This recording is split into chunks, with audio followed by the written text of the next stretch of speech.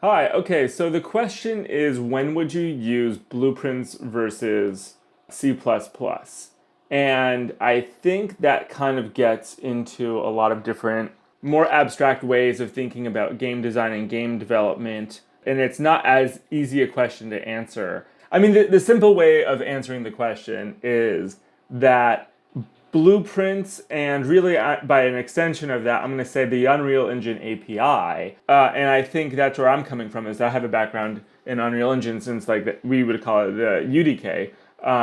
And it was a development kit, right? And so really what Unreal Engine is a development platform and you need to understand the platform.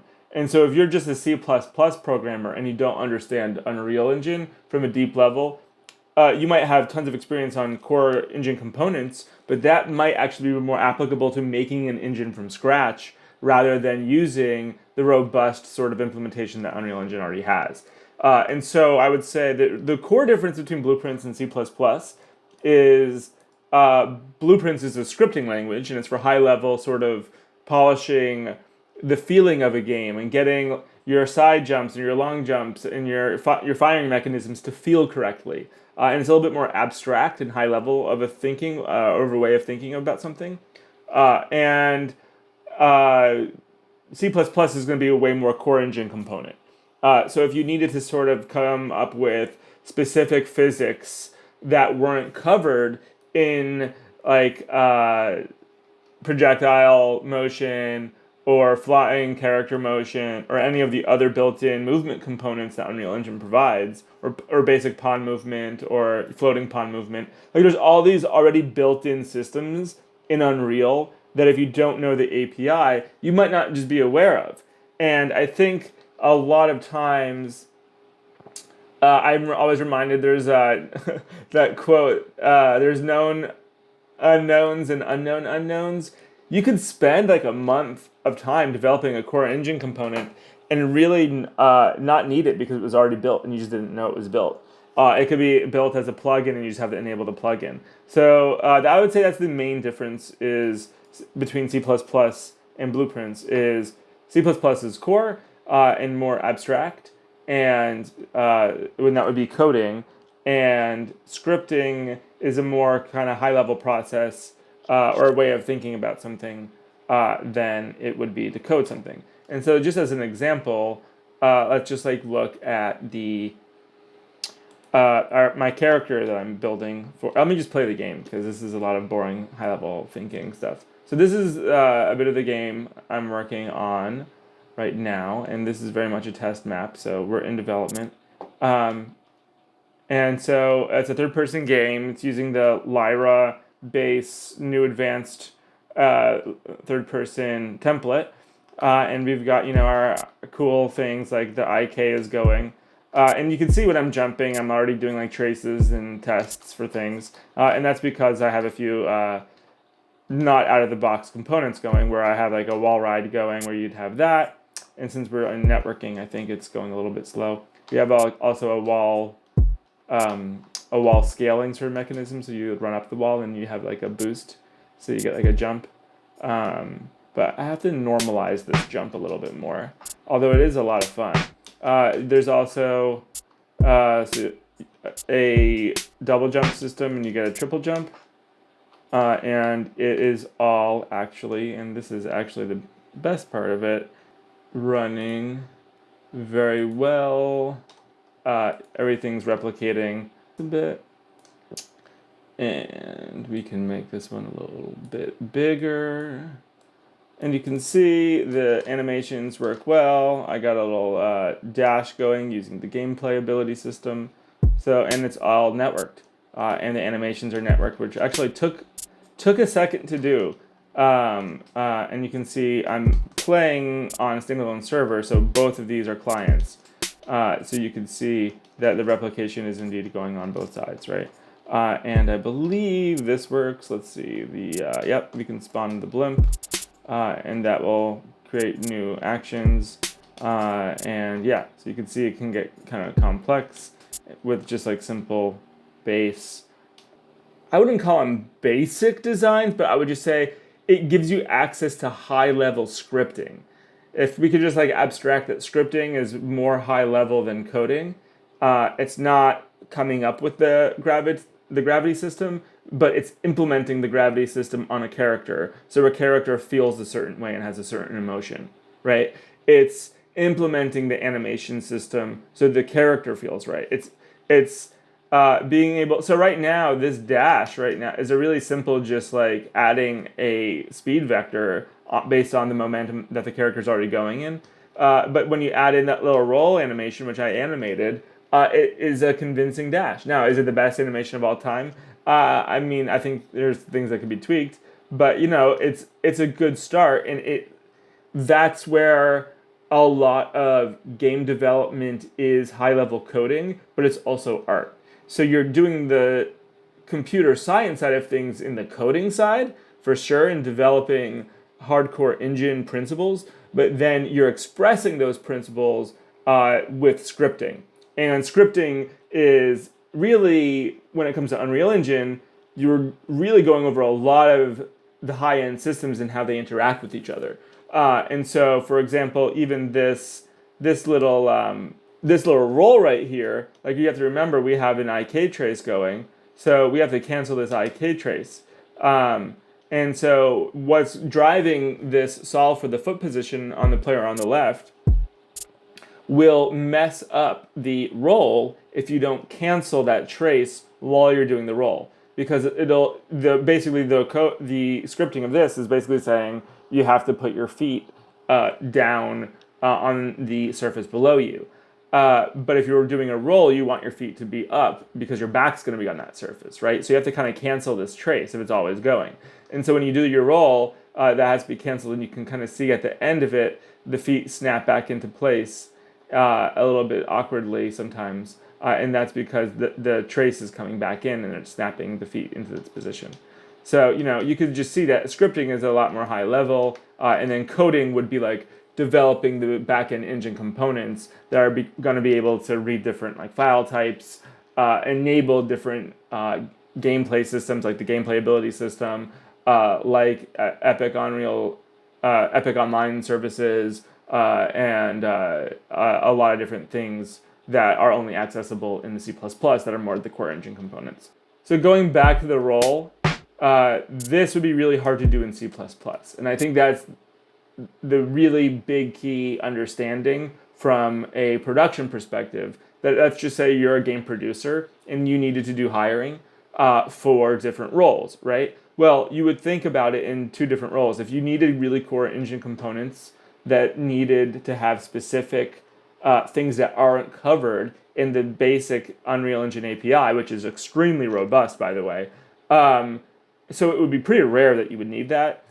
Then you would definitely need a C++ developer to make those core engine components. However, if you basically just wanted to make a third-person shooter or a first-person shooter, or any sort of like pretty well-known game, or game sort of genre or sort of game mechanism that exists, then you could use Unreal Engine's basic API. My game is going to be a little bit different than I think most games, being that it's a 3v3 competitive multiplayer game, and it's kind of mixing a few different elements of existing games, but even doing something that's pretty out there from a design perspective is well within the reaches of Unreal Engine, just because it's still a 3D environment that's simulated with polygons, and so even if you're doing something unique from a game design perspective, Unreal Engine, it covers so much of the basics of a 3D simulated environment that it's robust enough to really cover most things without needing to delve into core system components in the C++. However, it's obviously there if you need it, and where the C++ really actually comes into play, and where I think it gets really important, is in optimization. If you have really specific things that require a lot of like floating point math, like if you had a track on a per tick basis, like right now, so I have this like system called, let's see if it's working right now. So I have this like beat particle system where I can spawn these beat particles, and then I have this other one that can like bring them together, and it makes different sound effects and stuff. but at one point I was having it so if you hit one, it would destroy itself. It would spawn two other copies of itself and then destroy itself, and so it would create this like chain reaction. That kind of thing gets expensive per tick, and because the way Blueprints emulates the C++ code is a little bit different than the native C++ code itself, it would be most of the time faster in the C++ if you were doing something on that like granular level and you needed to track like a bunch of things on a per tick basis that were like creating and destroying themselves. And so that could get really expensive, obviously, and computationally like balloon out of size. And so anything that you could save on like one tick would have exponential returns if you're sort of having an exponential growth pattern in a game mechanic. That could be useful for something like, I would imagine, like fire. I think fire spreading and how that would sort of have an exponential growth pattern. And doing that in Blueprints could maybe get expensive, but Blueprints can also do things that are really impressive.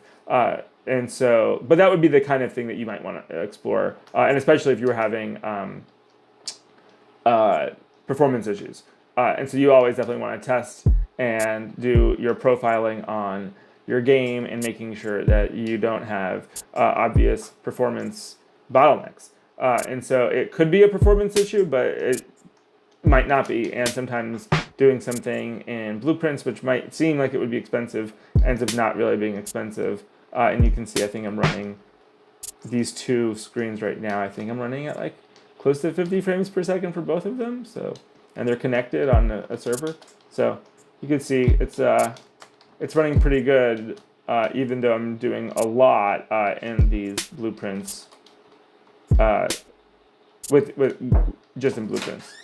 All right, so that was a high-level abstract overview, and let's now go into some specific code. So I wanted to show you just what I have going on in that blueprint. So this is using third-person character, and we've got a lot going on in the blueprints. You can see it is going nuts.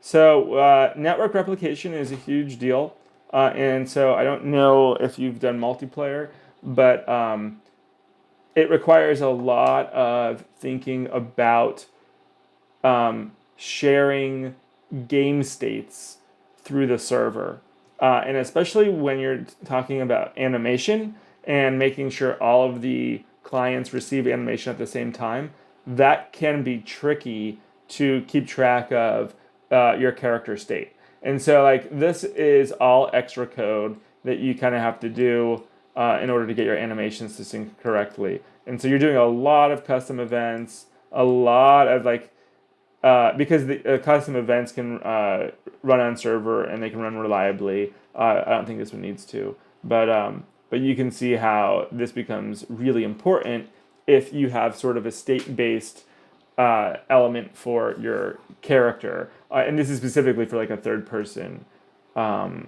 locomotive-based game. It would be a little bit different if you were sort of just storing values, a gameplay value like dexterity or something, and let's just say dexterity affects your jump height. You wouldn't necessarily program the dexterity information in the value storages here, but you would have to have that system working in third-person character or in the gameplay ability system, which is really nice. And so actually I'm in the process of converting some of this into gameplay ability system, and some of it's here, and there's different reasons why you'd want to keep certain things in certain areas. But yeah, so this is the basic input that has to kind of get back up to the net version. Here is some of the dash code. So we're just setting a lot of states on the character and then putting these states into sort of a network replicated sort of a state machine that follows each character. And then you can see this is just the button presses, and so you have to kind of really partition everything out to get your replication to work. At least that has been my experience.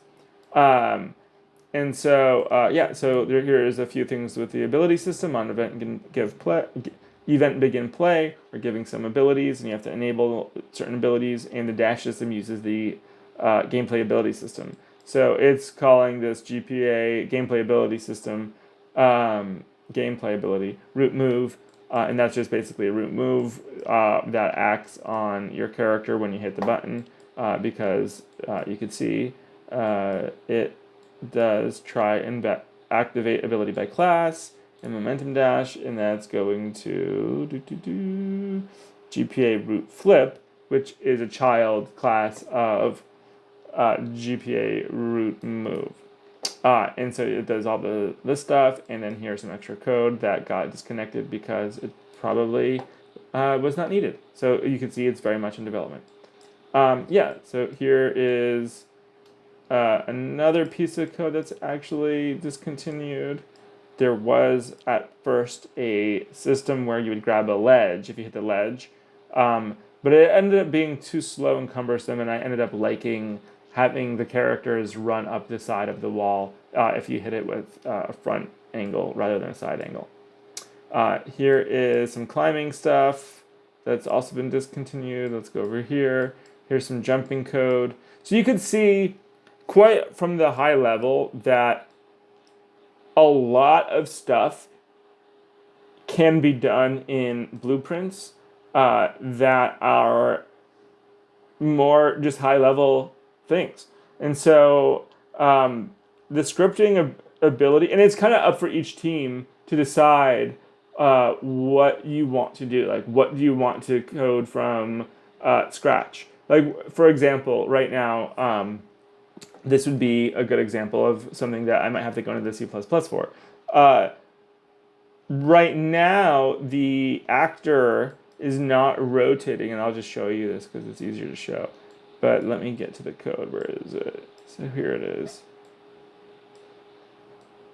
Okay, so this is for the wall ride. So in the wall ride, we basically are going on the sequence that is checking is it on the right or the left, and if it's on the right or the left, stop doing the other one. And then if it is on the right or the left, then we're doing sort of a line trace by channel on if you're on the ground or not. So every time you jump, you see these two lines that come out on the right and the left based off of the get, I think, right vector, I believe. I've actually set up targets. That's what it is. So I set up targets in the actor, and so there's targets built into the component, so it just knows exactly where to get the position for the trace. So it goes from itself out to the target, then if it hits anything, then you can wall ride. And it cancels the trace for the other side by putting out false. And then this is all network replicated, so you can see these are old booleans that had to be set up to this stuff.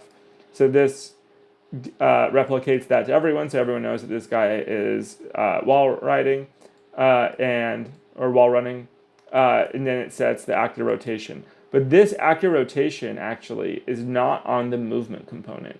And so everything that I'm doing is been using the character movement component, but not the actor movement component. And I'm finding that this actor component doesn't replicate, but the actor rotation isn't replicating on the server. So when I'm playing as a client, it's not going through. And so that is because set actor rotation isn't replicating by default. And so I think I'm going to have to go into the C++ into the actor rotation component and make sure that replicates. And that would be a reason why you would go into C++.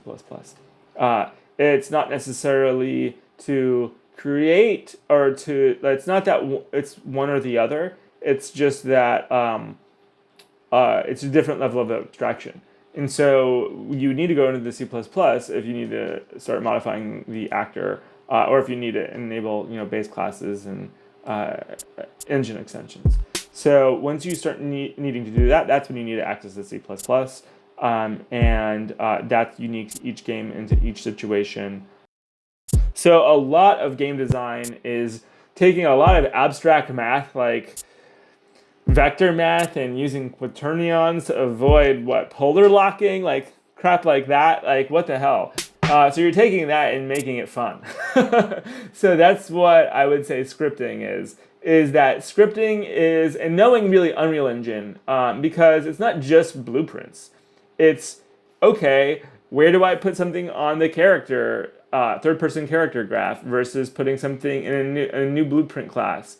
Or how about going into the animations and like what goes in the anim blueprint versus the character, and stuff like that. So it's like kind of two different roles, and I would say you need both, especially for efficient communication between game design, level design, and coding, and making sure everything feels cohesive and polished.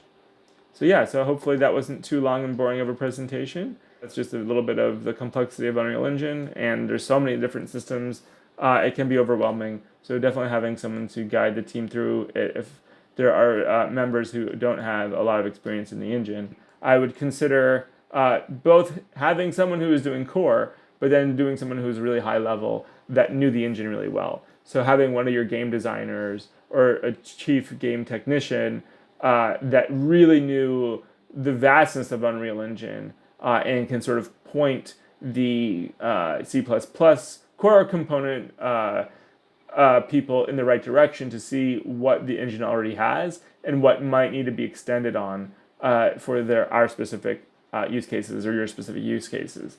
Thanks so much.